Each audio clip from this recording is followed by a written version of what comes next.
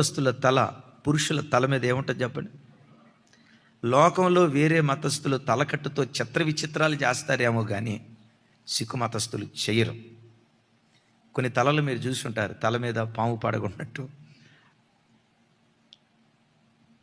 బల్లున్నట్టు, ఓసరి వెళ్ళున్నట్లు రకరకాల స్టైల్స్తో కటింగ్ చేస్తారు. ప్రపంచంలో యవనస్తులు అందరూ అట్లా చేస్తారేమో కానీ మ్యాక్సిమం సిక్కు మతస్థులు పొరపాటును చేయరు. అంత నిష్ఠాగరిస్తులు అని చెప్పడానికి చెప్తున్నాను. అలాంటి నిష్ఠాగరిష్టత కలిగిన కుటుంబంలో పుట్టిన ఆయనకి బైబిల్ గిఫ్ట్గా ఇస్తే ఏం చేశాడో తెలుసా? నిర్దాక్షిణంగా ముక్కలు ముక్కలుగా చింపి కళ్ళ ముందే అగ్గిపుల్ల వెలిగించి తగలబెట్టేశాడట. మేము సిక్కులం, మాకు మత గ్రంథాలు లేవా, మాకెందుకు ఇస్తారు ఇది?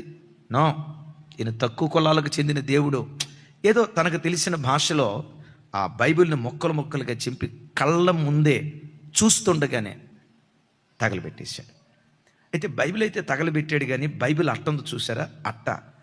ఆ అట్ట చాలా అందంగా ఉండేసరికి అరే ఇది కాస్త అందంగా ఉంది, దీన్ని తగలబెట్టడం ఎందుకులే అని ఆ అట్ట సరిగ్గా చూడకుండా తన గదిలోకి తీసుకొచ్చి సెల్ఫ్లో పెట్టుకున్నాడట. కొన్ని దినాల తర్వాత ఆ సెల్ఫ్ సర్దుకుంటా ఉంటే ఈ బైబిల్ అట్ట కనపడింది.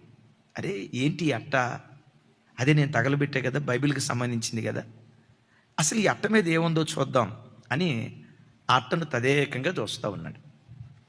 ఆ అట్టను తదేకంగా చూస్తూ ఉన్నాడు. చెప్పండి, బైబిల్ అట్ట మీద ఏమని రాసి ఉంటుంది?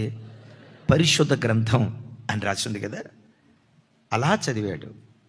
పరిశుద్ధ గ్రంథమా?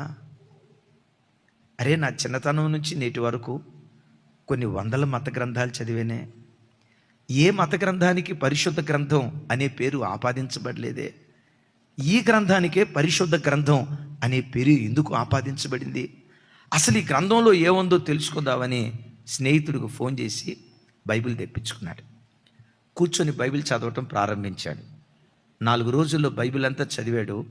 బైబిల్ చదివి పూర్తి చేసే లోపు యేసుక్రీస్తును స్వరక్షకునిగా అంగీకరించాడు. అంగీకరించడం మాత్రమే కాదు, బాప్తిస్మం తీసుకున్నాడు.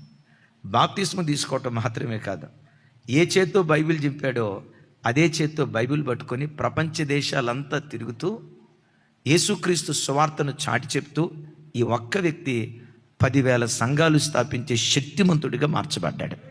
Praise the Lord. వారి పేరే ద గ్రేట్ భగత్ సింగ్ గారు.